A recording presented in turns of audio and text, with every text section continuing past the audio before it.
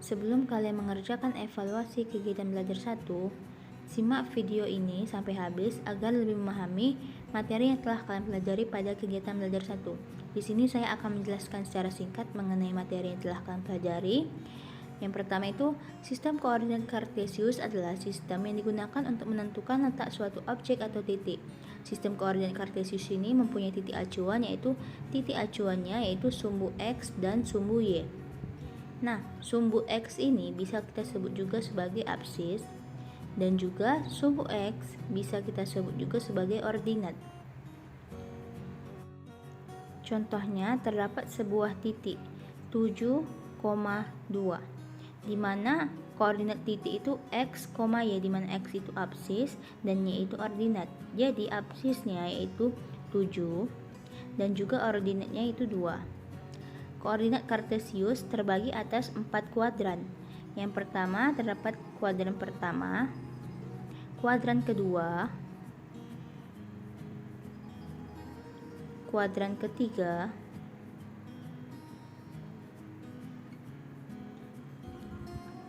dan juga kuadran keempat.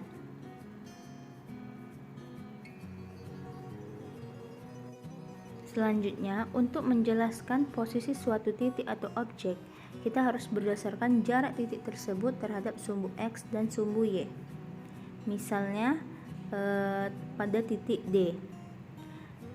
Jarak titik D terhadap sumbu X yaitu 1 satuan. Dan juga jarak titik D terhadap sumbu Y yaitu 1, 2. Maka posisi titik D terhadap sumbu X dan sumbu Y yaitu 1 satuan terhadap sumbu X dan 2 satuan terhadap sumbu Y.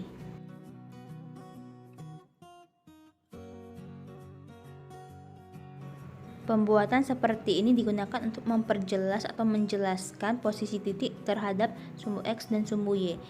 Dan juga pembuatan seperti sistem lain seperti D, X, Y. Ini pembuatan penulisan koordinat titik D. X di sini kita lihat di sumbu X 1, 2.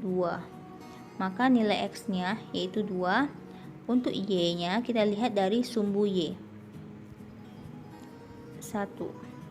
Maka bisa dibilang koordinat titik D yaitu 2,1.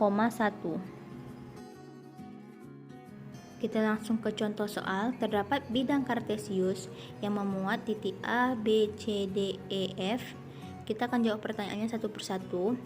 Yang pertama, bagaimanakah posisi titik C dan B terhadap sumbu X dan sumbu Y? Ini sudah kita pelajari tadi. Kita lihat titik C.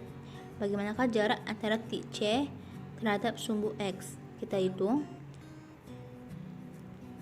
1, 2. Maka jaraknya 2 satuan terhadap sumbu X, sumbu Y 2 satuan terhadap sumbu Y. Maka posisi titik C yaitu 2 satuan terhadap sumbu X dan 2 satuan terhadap sumbu Y. Selanjutnya kita cari posisi titik B terhadap sumbu X dan sumbu Y. Kita lihat jarak titik B terhadap sumbu X 1, 2, 3, 4, 5. Maka jarak titik B terhadap sumbu X yaitu 5 satuan terhadap sumbu X. Untuk sumbu Y 1 satuan. Berarti posisi titik B 5 satuan terhadap sumbu X dan 1 satuan terhadap sumbu Y.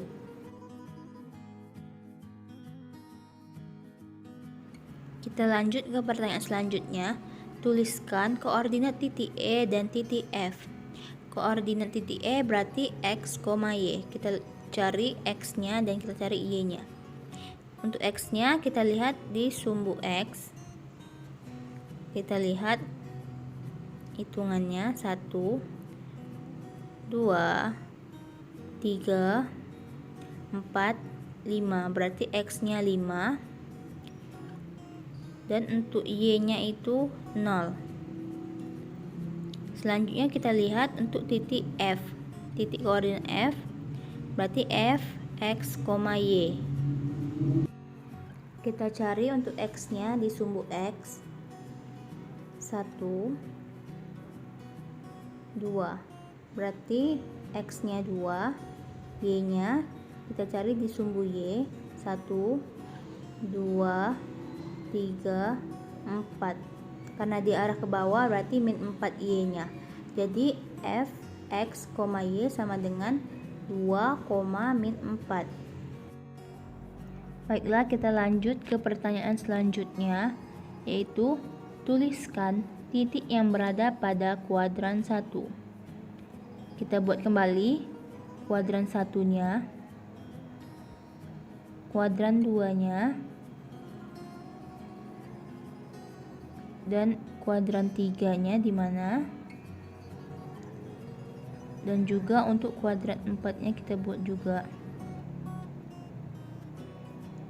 Lalu kita lihat di kuadran 1 titik apa saja yang ada. Ternyata ada titik D dan juga titik E. Maka titik yang berada pada kuadran 1 yaitu titik D dan titik E. Pertanyaan selanjutnya, tuliskan titik dengan ordinat negatif berarti sumbu Y yang berada di bawah, yaitu titik C dan juga titik F. Kita lanjut, tuliskan titik dengan absis positif. Sudah kita bahas sebelumnya, kalau absis itu sumbu X, berarti absis positif adalah sumbu X yang berada di sebelah kanan. Jadi titik dengan absis positif adalah titik D, titik E, dan juga titik F.